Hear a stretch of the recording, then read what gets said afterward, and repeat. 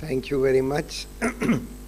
It's indeed a great pleasure and a great honor to be invited to deliver the first Comrade Suresh Dhopeshwarkar lecture by the All India Bank Employees Association. I have known the All India Bank Employees Association for many years. I have known their activities and their efforts at a time when this government, particularly the present government, is determined to crush all unions and associations. The All India Bank Employees Association is one association which has been standing up, standing out, and resisting all the efforts of the government to crush as well as to privatize banks in India.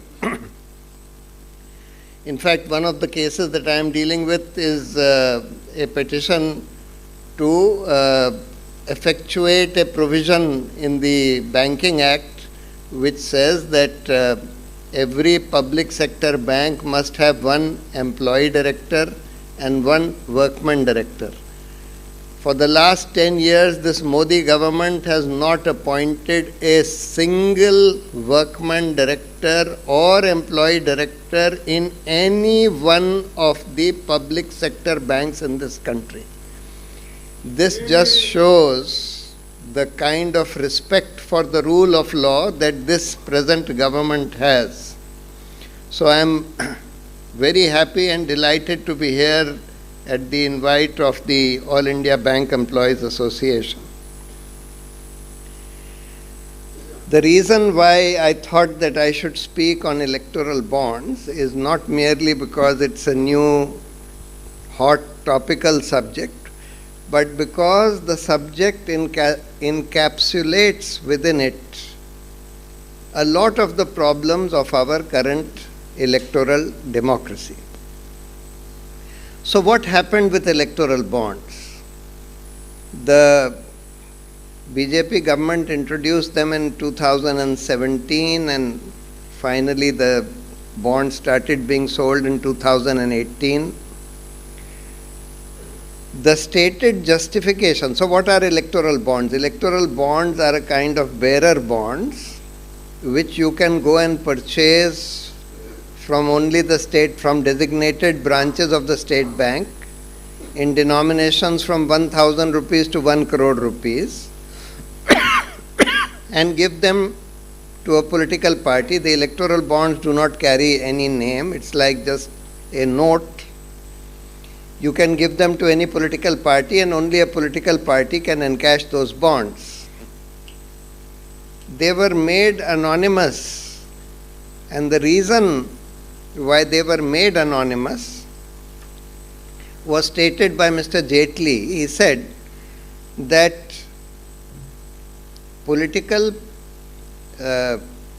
that if the ruling party comes to know who is donating the money to the opposition parties, then the ruling party can victimize those companies, and therefore companies are reluctant to donate to opposition parties. Another justification which was trotted out later was that electoral bonds you can only buy through banking channels by either depositing a bank draft or through your transfer of your bank money. And therefore you need to have a KYC, etc. Therefore, he said that this will encourage the use of banking money to be given to political parties, unlike cash which is currently being given. These were the two justifications.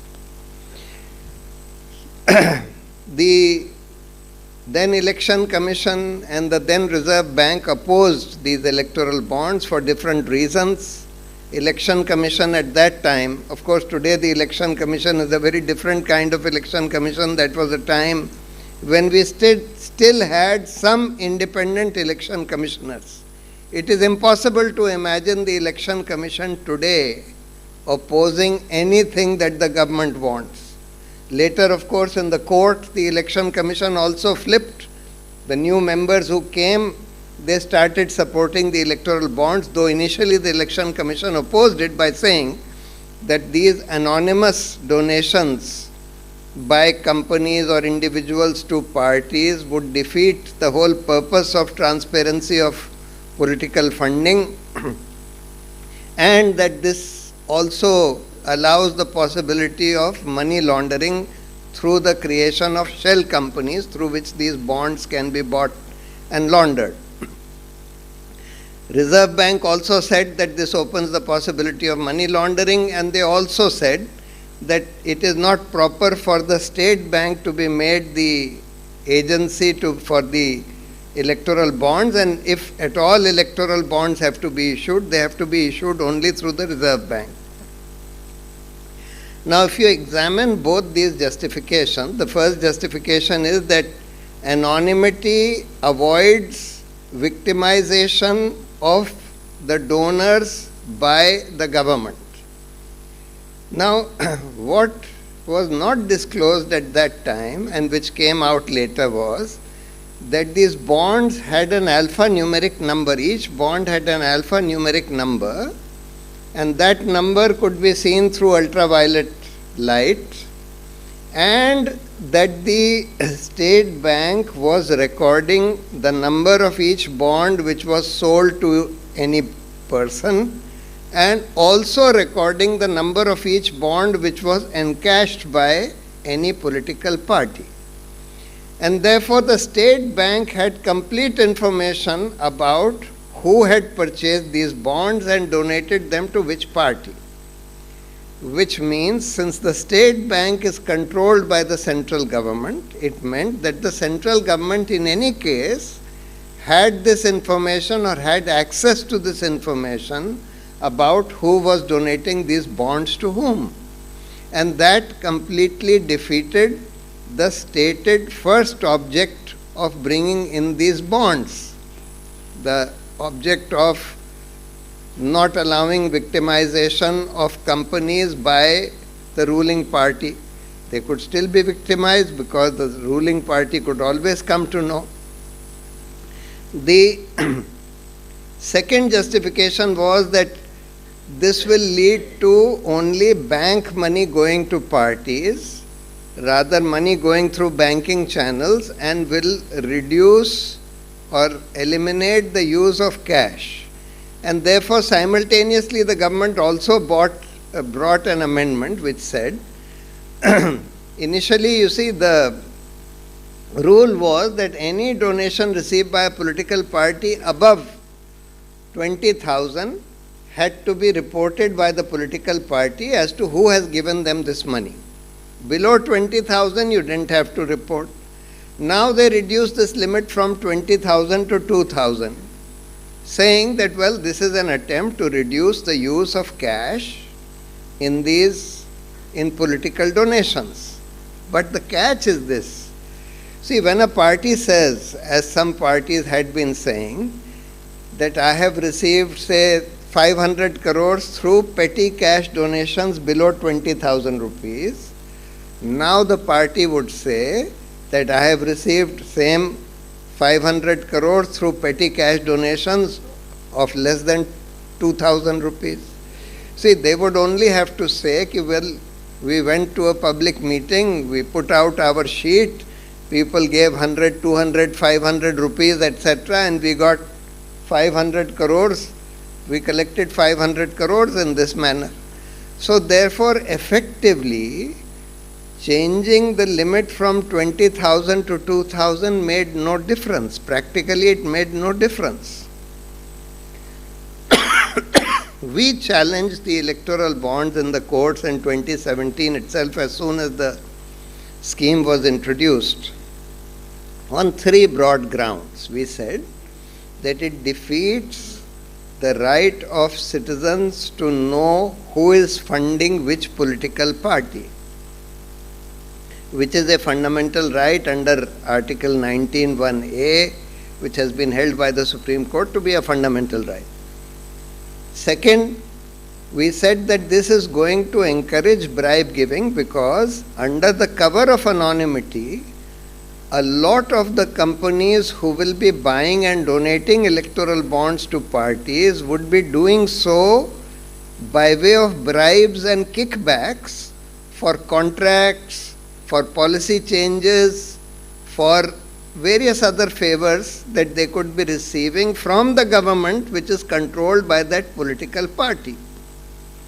And third, we said that this is going to make the level playing field in elections completely uneven, because the bonds would be received largely by ruling parties, primarily by ruling party at the center and secondarily by ruling parties in the states, and virtually nothing would be received by political parties which are not in power.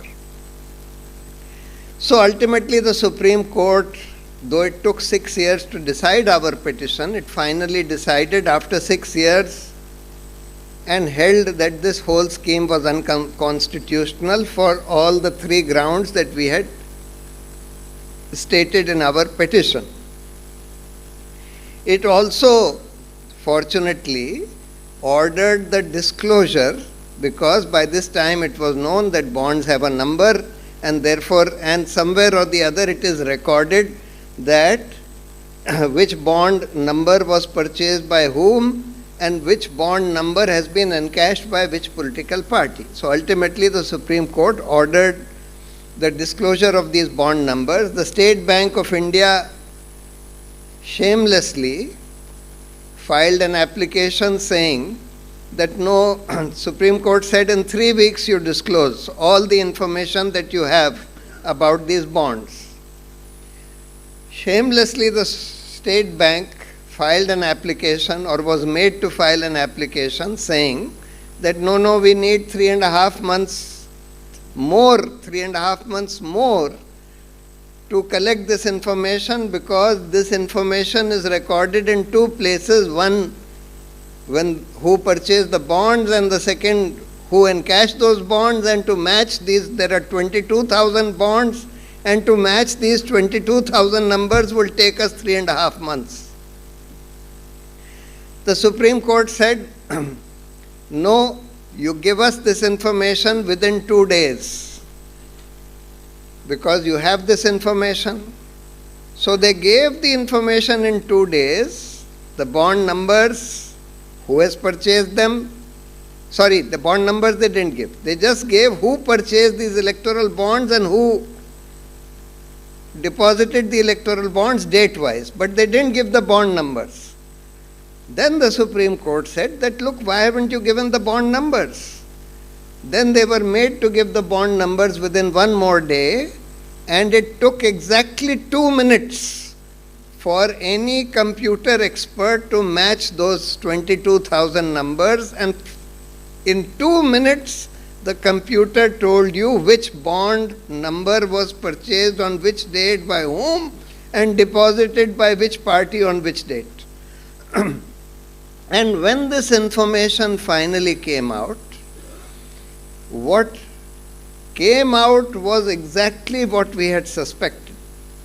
We had suspected that most of these bonds would have been given by companies by way of kickbacks and bribes, and this is exactly what appears to have happened, because we find that most of these bonds, if you look at just the analysis, actually the information, unfortunately the Supreme Court only ordered the information to be given after its first interim order of April 2019. So we don't have information about the first 14 months of the electoral bond scheme, in which more than 4,000 crores of electoral bonds were bought and encashed. We only have information of the last 12,500 worth of electoral bonds, and out of that we find that 50% went to the BJP, and out of the remaining 50%, most went to the ruling parties in the states, primarily the TMC, the Congress, the BRS, or this Odisha ruling party of Naveen Patnaik, etc. Now some analysis was done. I'll just give you a broad analysis of how much electoral bonds were given to the BJP by companies who received contracts from governments controlled by the BJP.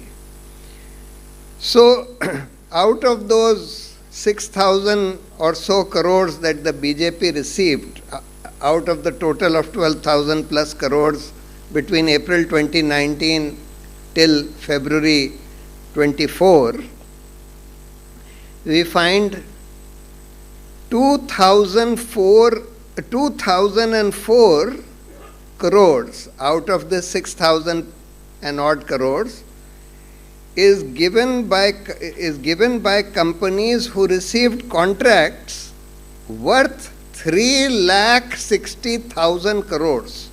So the companies received contracts of 3,60,000 crores, from which they gave 2,000 and odd crores to the BJP, who ran the governments who gave these contracts. One of them notoriously is this Maharashtra government, which gave in April 2023, a company called Mega Engineering gave 140 crores of electoral bonds to the BJP, and next month in May, within 3 weeks, they received a contract worth 14,000 crores. 14,000 crores, that is 100 times the kickback that they had given. And that is why, when we see these figures, see the total bonds were only 16,000 crores. But the contracts which were influenced by these bonds are worth lakhs and lakhs of crores. And this is only the tip of the iceberg. The other thing that happened was policy changes. That in many cases, the government changed policies for the benefit of companies which gave them the electoral bonds.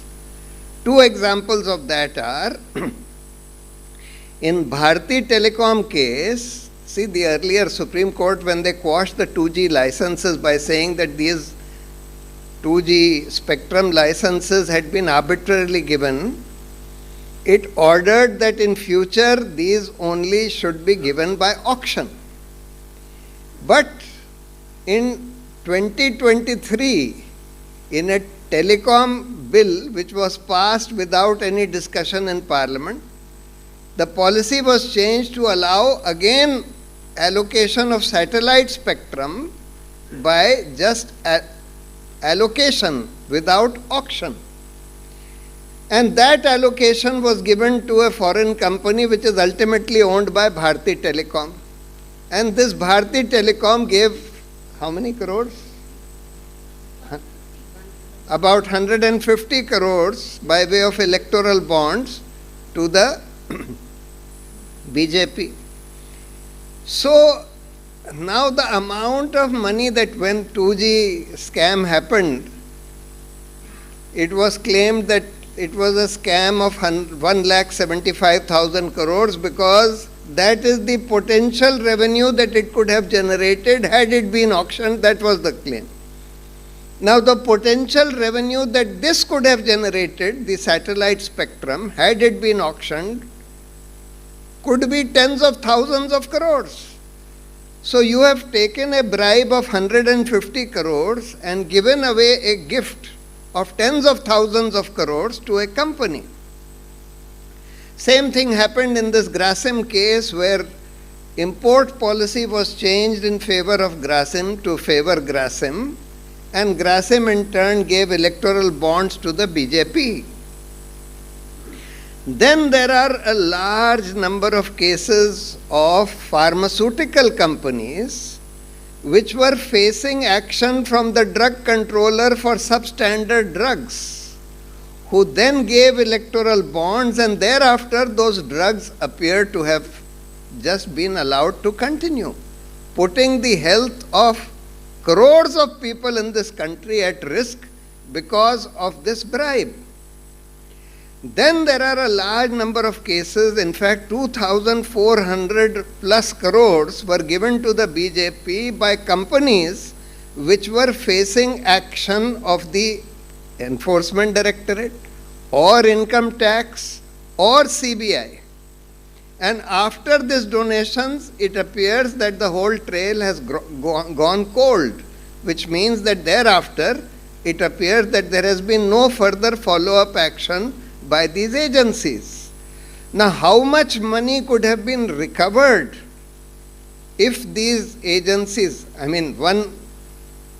one possibility is that the action which was threatened against these companies was a bogus action only to extort money from these companies. So like hafta vasuli. The other is that yes, those companies had evaded taxes, had done money laundering, etc. And after they gave some donations to the BJP, 2,400 crores worth of donations to the BJP, they were allowed to go scot-free. How much money could have been recovered by way of income tax or ED action, etc.? It could be lakhs of crores. So you have surrendered lakhs of crores for getting a kickback of 2,400 crores by withdrawing your hand. And therefore, Nirmala Sitharaman's husband Parkala Prabhakar has called this electoral bonds to be not just the largest scam in the country, but probably the largest scam in the world. It dwarfs the 2G scam or the Colgate scam by many factors and in many ways. It's a scam which shows many things. You see, recently, it shows you the character of these agencies, the ED, the IT, the CBI, that they became accomplices in this crime of bribery and corruption, in which involved officers, some officers of that company, some officers of the political party, some officers of the government, and some officers of this ED, IT, or CBI. It just lays bare. In fact, recently, a few days ago, the Indian Express did a story about 25 MPs and MLAs who, after facing action from the Enforcement Directorate or Income Tax, joined the BJP. And after joining the BJP, out of these 25, against 23, the ED or the IT withdrew those actions, which means, and that is why it is called the BJP's washing machine, that once you join the BJP, and now of course some of these leaders of the BJP say this very openly. Yesterday or day before yesterday, this Athavale, who is one of the ministers, who was a minister here in Maharashtra, was saying openly, look, everybody is welcome to our party, and all these corrupt people, they have to decide whether they want to join our party or whether they want to go to jail. So very openly saying that if you join our party, you will avoid going to jail. Otherwise, we will put you in jail. So actually, this electoral bond scheme is not just an eye-opener on the many different forms of corruption that are taking place in this country. It is also a great eye-opener about the manner in which these investigative agencies, the Enforcement Directorate, the CBI and the Income Tax are behaving as just political tools of the government.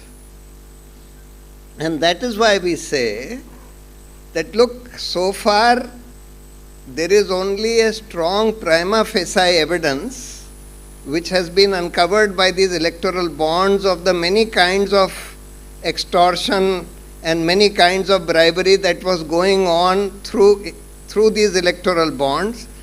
But what we really need is an investigation to find out who are the people in the company, in the party, in the government, and in these agencies who were involved in this conspiracy of corruption. And they have to be held accountable.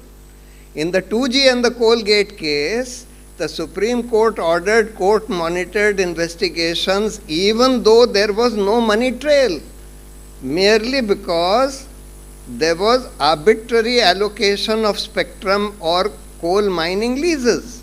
Here there is a clear money trail.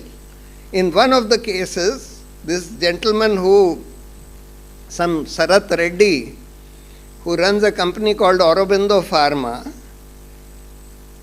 he was the main accused in the Delhi liquor scam. He says that I gave 100 crores to the Aam Aadmi Party, and Arvind Kejriwal and others, Manish Sisodia and others told me who to give the money to. Now, that gentleman was made an approver, which means he was pardoned. He was granted bail. The enforcement directorate did not oppose his bail. And then it is found that at that very time he gave 60 crores to the BJP by way of electoral bonds. And on his oral statement, this Kejriwal and Sisodia and this the other several people have been arrested primarily on his statement. I don't know whether Aam Aadmi Party was involved in a liquor scam or not, but you can't arrest a chief minister on an oral statement of a accused, who is the main accused in that case, and whom the BJP, meaning the ED, has made an approver and received 60 crores by way of electoral bonds. And that is why the Aam Aadmi Party people are rightly saying that here you have a money trail of a kickback being received by the BJP for the favor of naming Arvind Kejriwal and some of the Aam Aadmi Party people as accused in that liquor scam, or what is called the liquor scam. So therefore, this is a case which is crying for an independent investigation, because how do you hold these people accountable? Yes, we have come to know, but shouldn't these people be held accountable for all this? And shouldn't the proceeds of the crime be confiscated if it is found that the bulk of the money given through electoral bonds are really proceeds of crime? Why should that money not be confiscated from the political parties who have received these monies? So therefore, this is a case crying for a full-fledged independent criminal investigation. But who is to investigate?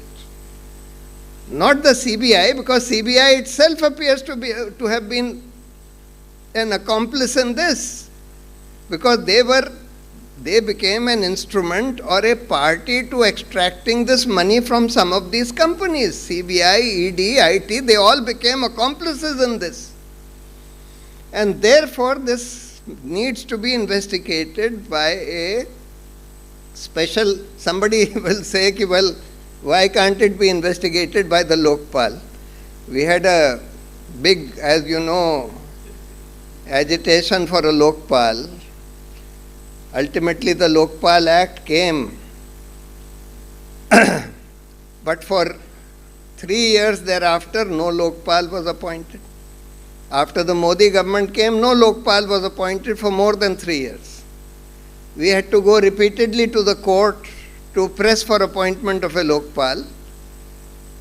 But ultimately, when the court ordered them to appoint a Lokpal, they appointed a Lokpal who was thoroughly suspect and who did nothing. Now recently, they have appointed the main Lokpal, a judge of the Supreme Court, who has given all kinds of beneficial judgments to this Modi government by way of in PMLA, in UAPA, in absolving Modi of the 2002 riots and so on and so forth. Any number of judgments he has given to benefit this party, and now he has been rewarded with this Lokpal. Will he do an independent investigation? Therefore, the only independent investigation which can be done in this matter is through a court-appointed special investigative team supervised by a retired judge appointed by the Supreme Court and headed by some retired officers of impeccable integrity of the CBI or any other investigative organization. So, but today,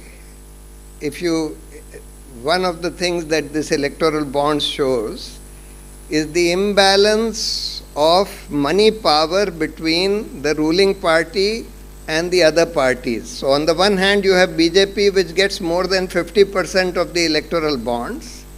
Of course, if you look at all corporate donations that have been made in this country, the BJP gets even more. About some 2/3 of all the corporate donations are given only to one party, that is the BJP, and the 1/3 is shared by all the rest of the political parties put together.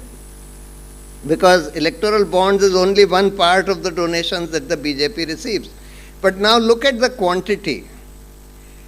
So an election candidate in an election can spend a maximum of 75 lakhs in a Lok Sabha election. So if the BJP puts up 500 candidates, maximum all of them put together can spend under the law is 400 crores. But in electoral bonds alone, the BJP in 6 years got more than 8,000 crores. And they got another 8,000 crores in these 6 years by way of other donations. So where is 400 crores versus 15,000 crores? Means ki 40 times. So you have made a mockery. There is no limit to spending by a political party. And therefore the limit on spending by individual candidates is meaningless, farcical. Because candidate can spend 75 lakhs, the political party can spend 40 crores on his election.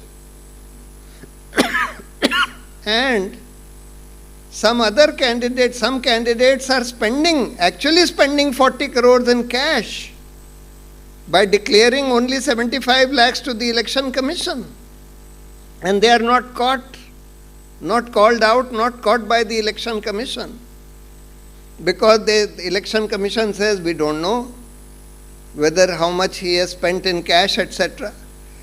Now, when demonetization was done, one of the reasons given by the Prime Minister was that I want a cashless economy. I want a less cash economy. And I want all people to transact business only through banking channels. Now, I can understand that individuals, ordinary people cannot be made to do everything through bank, but at least political parties and candidates could have been forced to transact all their business through bank. One amendment to the Representation of People Act, which would have said all political parties and candidates can only take money or spend money through banking channels, no cash. If you are caught taking or spending cash, that will be a corrupt practice and you will be disqualified. It was very easy to do, but that was not done. Why?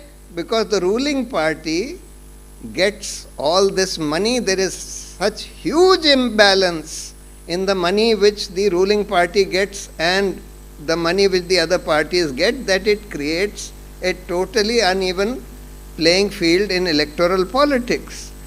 And our elections, unfortunately, have become a game of just propaganda and money.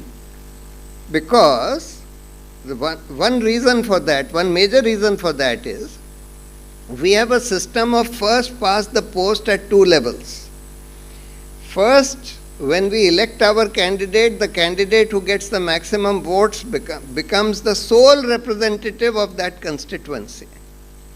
Then, When the government is formed, the party or coalition which has a majority becomes the only body in charge of the government, and the other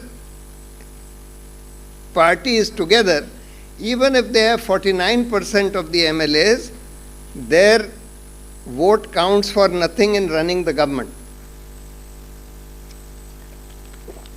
Therefore, when people go to vote, they know that only one candidate will win and only one party will form the government. Therefore, even if they feel that candidate A belonging to party A is the best candidate, they will not vote for him if they feel that he has no chance of winning. So, they will see which party or candidate have some chance of winning, and they will vote for that party or candidate who they feel is relatively less bad. And how do they form this perception of who has a chance of winning? That perception is formed largely on the basis of visibility of the party and the candidate. And visibility today is largely a function of money. So, those parties or candidates which have a lot of money, they are able to make themselves visible through advertisements, through posters, banners, hoardings, even through public meetings which are organized by paying money to people to bring crowds. So, that is why in order to reduce this role of money in elections, a limit was put on candidates. But unfortunately, no limit on political parties. Unfortunately, no way of ensuring that the candidate also spends within that limit. Therefore, if we are to have any kind of realistic semblance of fair elections, we need to have several kinds of electoral reforms. Firstly, actually, if you start from the basics, we need some democracy reforms first. In India, we have only representative democracy, we have no direct democracy whatsoever. In most countries across the world, they have at least some forms of direct democracy, which means that they have a system of initiative and referendum in which people can directly, if they feel, if enough people feel that they want the Lokpal, for example, they can move an initiative, say 10% of the voters, if they sign an initiative saying that we want a Lokpal law, then the whole thing is put before the whole country as a referendum, and if the majority of the people vote for that, it becomes law on its own. We don't have any system like that. We need to move towards that. But even within electoral politics, we need many reforms. In order to curb the influence of money, we need firstly this proportional representation. Today we have first past the post. In proportional representation, even if a party gets 2% vote, it gets at least 2% of its MPs.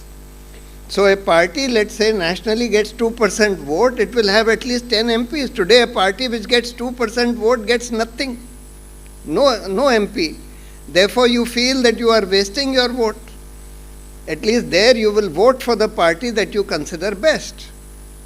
Then you need a limit on spending by political parties. Then you need to enforce that limit. You have to pass a law saying that cash will not be allowed. Then you also need some state funding of elections. So there are some candidates who are very good, who are very well known, but who have no money. They don't even have 75 lakhs to contest. So state funding is a very easy thing. It is there in many countries. All that you say is, per vote you will get say 50 rupees. So if you get 1.5 lakh votes, you will get 75 lakh rupees. So you can borrow money from friends, contest the election. If you are a serious candidate and you get substantial number of votes, the state will give you that much money and you can repay that person. So that makes it a somewhat more level playing field, doesn't make elections a matter. Actually, in England and in many other countries, elections, they don't hardly spend any money in elections. It is only in countries like India where elections, in India and USA also, where elections have become a matter of just money and propaganda. And today money is all in the hands of the ruling party at the center, and instruments of propaganda are also in their hands. Because media is controlled by them, they have controlled the media by way of government advertisements, that only those who do government's propaganda will be given government advertisements and government money.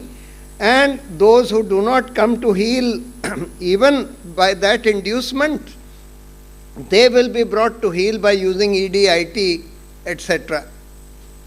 And NDTV was virtually forced to sell by the use of these agencies.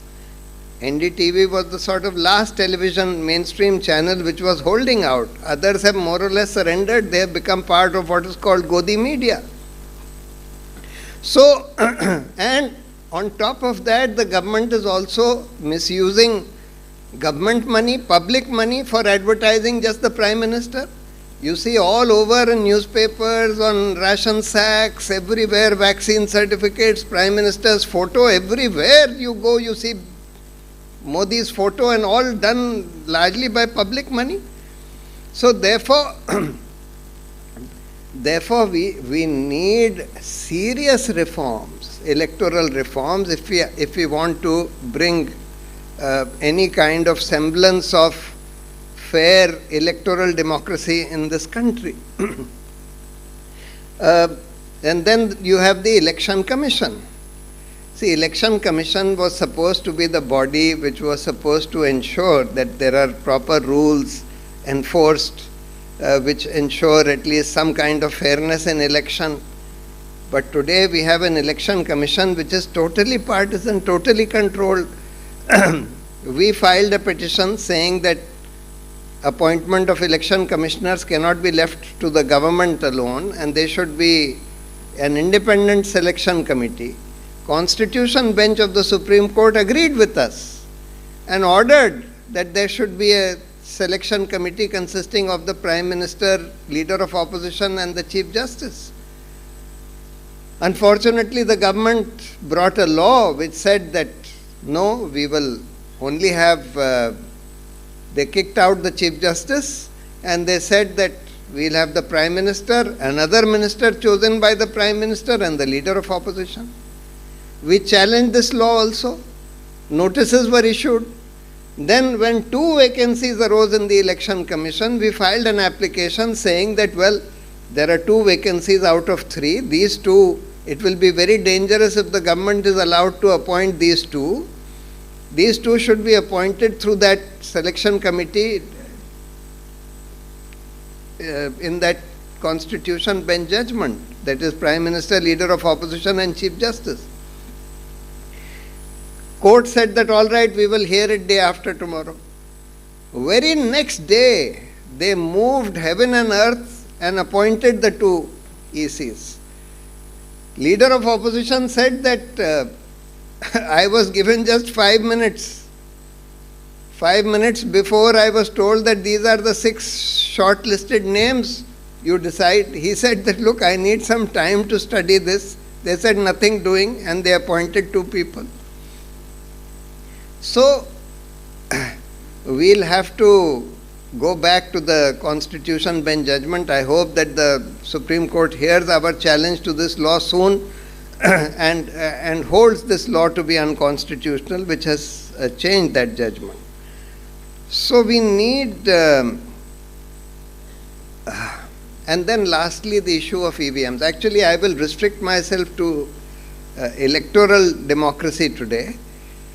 Of course, there are many more serious problems with our whole democracy in this country, but I'll restrict myself to the problems in our electoral democracy. Then there is this huge problem of electronic voting machines. You see, electronic voting machines, the design of the electronic voting machines changed after the VVPATs were introduced. VVPATs are those printers where you see the slip of the symbol of the party that you have voted for.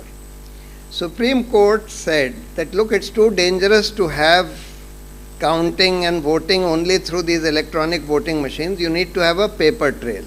So you need to put up these VVPAT machines where the paper of the symbol of the party that you have voted for will be printed and the voter can see them. And the rule says that the printer has to have a transparent glass. Now, unfortunately, what happened was that when these VVPATs were introduced, the design of the EVMs had to be changed. Because earlier, the electronic voting machine only recorded, all right, how many people pressed number 1 button, how many people pressed number 2 button, how many people pressed number 3 button, and from that it was calculated which party received how many votes. So it could be like a simple calculator. Now, both the EVM and the VVPAT had to have a programmable chip inside, because the positioning of the parties, who is number 1, who is number 2, who is number 3, could change. And the VVPAT had to print the symbol of the party whose button had been pressed. And this could be different from constituency to constituency. Therefore, you had to put a programmable chip in both the VVPAT and the EVMs. And now, in 2017, just before the Gujarat election, they changed the design of the VVPAT machine and they put a black opaque glass instead of a transparent glass on the VVPAT machine, so that you cannot see from outside what is inside until a bulb lights up inside the machine. And that bulb lights up for exactly 7 seconds. And then it goes off. So you see your slip for 7 seconds and then the bulb goes off. You don't see the slip cutting and falling inside the box. Now, if you put a malicious program which says that, all right, if somebody votes, you print that slip and show him that slip, but don't cut the slip. If the second person also votes for that same candidate, say non-BJP candidate, then don't print another slip, just show him that same slip. So again the bulb will go on. That second person will see the same slip which was shown to the first person, and then the light will go off after 7 seconds. That person will be satisfied, he'll go away. Now, as soon as the light goes off, this slip will cut and fall, and one more slip of the BJP, let us say, will be printed, and that will also cut and fall, and the same signal goes to the EVM. So the EVM, instead of recording 2, say, Congress votes, will record 1 Congress and 1 BJP vote. And the slips will also show 1 Congress symbol, 1 BJP symbol. So therefore, earlier I used to think that if we count all the VVPAT, today they are counting only 2% of the VVPAT slips. They are saying that this 2% is enough for a sample match. And even when there is a mismatch between EVM count and VVPAT count, they don't count all the VVPATs. They say that only for this particular booth, the VVPAT count will prevail. If it has malfunctioned in this particular booth, it could have malfunctioned in others also. What's the use of doing a sample count otherwise? But they don't do that. But I am saying that I used to think that if they count all the VVPAT slips, that will do the trick, that would be adequate. But that will not be adequate because of this malicious programming. Therefore, what is required is what the India Alliance has said, that you give the slip in the hand of the voter and allow him to see the slip and put the slip in a ballot box, and thereafter you count the slips in the ballot box. That's a safe way. Alternatively, you move to ballot papers. If you don't want to move to ballot papers, you just give them the slip, because the slip should fall in the box. The voter should be able to take out that slip, look at it and put it in the ballot box. That's good enough, and then count the ballot slips. The BJP has, before it came to power, has been crying hoarse that these EVMs are manipulated. Their fellow, that GVK Rao, he wrote a whole book on this. What's his name? GVK? GVL Narasimha Rao. He wrote a whole book saying that these EVMs are manipulated. This is the BJP fellow. Now, once having come to power, the BJP is resisting the change tooth and nail, and it is just defending EVMs. We don't know whether EVMs have been manipulated in the past or not, but what we do know is that EVMs can be manipulated. There was a Citizens Commission headed by Justice Lokur, which examined at least 20 computer experts from across the world, and they all came to the conclusion that yes, EVMs are not safe, they can be manipulated. And that is why you see the Constitutional Court of Germany banned EVMs and said you have to go back to paper ballots. They gave these very reasons. They are capable of being manipulated, and therefore they are not safe. Most European countries have gone back to paper ballots. They have gone away from EVMs. Recently, Bangladesh also went away from EVMs. So to my mind, this is another important, very, very important electoral reform that needs to be made, because it goes to the very root of our electoral democracy. So we are living in very, very troubled and dangerous times where there is absolutely no level playing field. The ruling party has all kinds of advantages over the opposition parties, and they are misusing the agencies also to tie up the hands of the opposition by freezing their accounts, by issuing them income tax notices, by arresting their leaders, etc. And therefore, I feel that if we are not able to defeat these people in this election, I feel that despite all this disadvantages that the opposition has and the advantages that the ruling party has, I still feel that if EVMs are not manipulated, these people are not going to get a majority. The BJP is not going to get a majority. This is my own feeling and perception, because people can see that this doesn't sit well with the people. The manner in which agencies are being misused, income tax is being misused, the manner in which electoral bonds were used for getting bribes, etc. This is not going down well with the general people. And I feel that the first step towards reclaiming our democracy is to first defeat the BJP in this election, and thereafter work towards a whole lot of electoral reforms that would be required. Thank you very much.